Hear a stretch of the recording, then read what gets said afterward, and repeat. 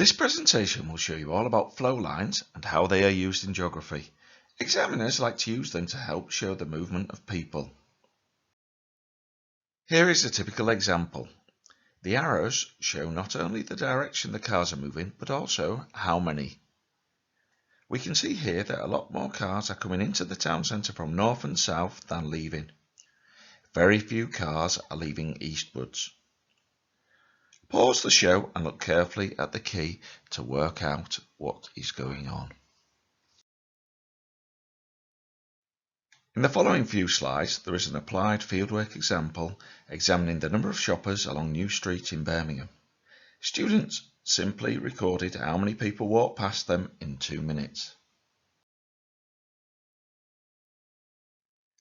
In order to carry out the survey, you require a stopwatch to record the time and somebody to count how many walked past the place you stood outside in a tally chart over the 2 minutes. Here we can see how to create your own flow line based on the results of counting 40 people walking past Starbucks on New Street going towards Victoria Square. The key shows that the 2 centimeters width of the arrow equals 50 people. To work out the arrow width, therefore, for 10 people, you do the calculation of 50 divided by 5 equals 10, and 2 centimeters divided by 5 equals 0.4 centimeters. For 40 people, which was the results we had, you do 10 times 4 equals 40, and 0.4 times 4 equals 1.6 centimeters.